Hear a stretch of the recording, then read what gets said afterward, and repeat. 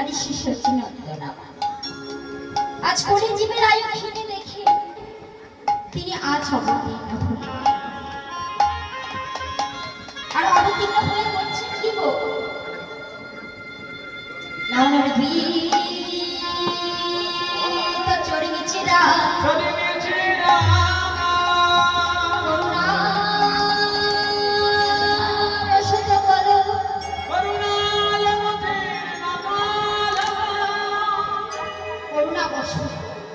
অবতীর্ণ হয়ে আমার ভিতরে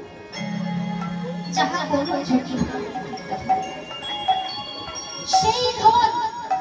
আজ অতি সংগোপন যাহা কৃষকের ভান্ডারে ছিল সেই ভান্ডার থেকে